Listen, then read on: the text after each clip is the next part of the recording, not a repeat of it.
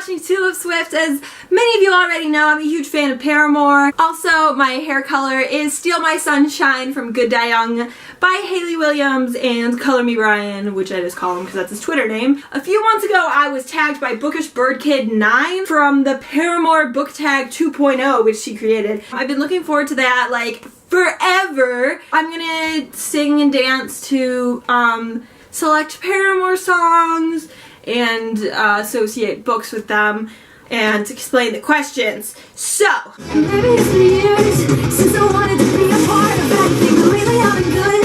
You know, I've actually been great. Tell me it's okay, tell me how because I'm happy now. So for this question, I'm gonna pick a character who deserves a happy ending. I don't know why I'm getting the book cover, it's right behind me. The character is seriously, just the same picture. It's Patrick from The Person Wallflower. He had a fairly shitty time in this book, and as you may have seen in the movie, he deserves so much. He's such a great character. He's so amazing. She lives in the fairy tale, so much too far for us to find. So bury the castle, bury the castle.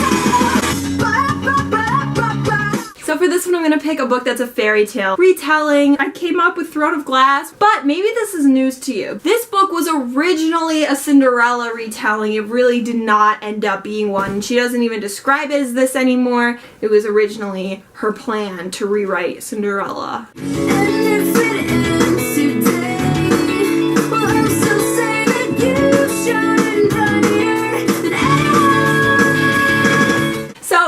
I'm gonna pick a character that went through a big experience, came out on top. Ruby from The Darkest Minds went through a shit show of events through this trilogy. I cannot even, oh my god, like everything's going fine and then boom! Anyways, Ruby is amazing. I love her so much. I'm counting to 10 and I'm feeling alright. And besides, I'm moving on. Interlude, moving on. So I'm gonna pick a book that I could not move on from. It was the first thing that came into my head and I cannot pick anything else because it's so accurate.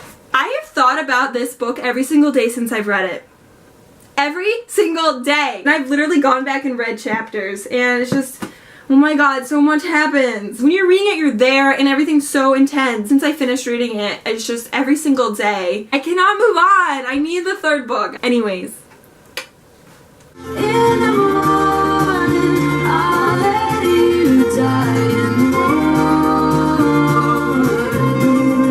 A book that made me cry. I'm gonna pick Ignite Me by Tahira Mafi, and yeah, this is the finale of the Shatter Me trilogy. You know, every single book got me really emotional, but on the last step of Juliet's journey, it drove me nuts. I mean, it was so different from the first book. It wasn't the obvious resolutions like you usually get in a YA trilogy. It was like, how would this work out if it was IRL? And whew, it was really good, but also made me cry because I was so attached by this point to the characters. And stuff happens because it's a third book, and you know that stuff happens in third books. How am I supposed to feel when you're not here? 'Cause I burned every bridge I ever built. When you were here, I still try holding on to silly things, and that's what you get when you let your heart win. For this song, I'm choosing a book to movie adaptation I didn't like. Wow, there's not a lot.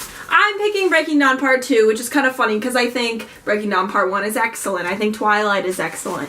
New Moon and Eclipse, arguably excellent. Sorry, I'm stepping on a plastic bag. My room is a mess. What I didn't like was a twist at the end. It made me really upset. I was like 12 years old, 13 years old. You know, I know it was Stephenie Meyer's executive decision. I know that it was for a fact. I know that it wasn't real and it was all Alice's vision, but that's almost the worst part. I felt like they were saying, okay, it's been 5 movies. These characters mean so much to you. Now watch us tear them apart and it's all a joke and you'll still buy movie tickets for us.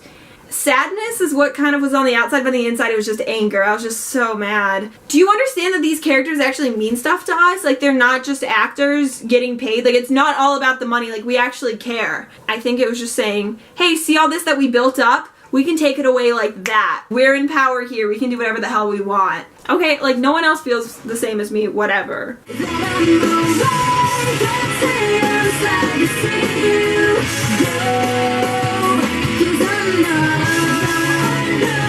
For For this one, I'm picking a cliche that I've seen over and over. So I'm gonna say the cliche of like the girl being like really quiet and shy, just because I can't relate to that, and I like more of a Rose Hathaway, because that's more like me.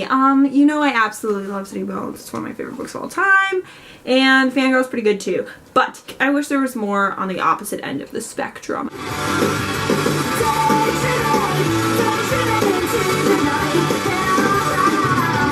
So for this song, I'm gonna pick a book that I wish would be a movie or TV show adaptation. This is hard because so many are on their way to adaptation. Okay, I'm gonna pick some like random ass answer. I'm gonna pick A Tree Grows in Brooklyn. I feel like this would be like a really cool indie film, kind of like Boyhood but better, because Boyhood was disappointing. If you've read it, you know that it takes place over a long period of time, and I love books like that. I love Paramore so much. Thank you so much for tagging me. Bookish Bird Kid 9. I think that's right. I'll tag her in the description. She has cool videos, and if you like Maximum Ride, definitely check out her channel. Thank you so much for watching. I love you. Bye!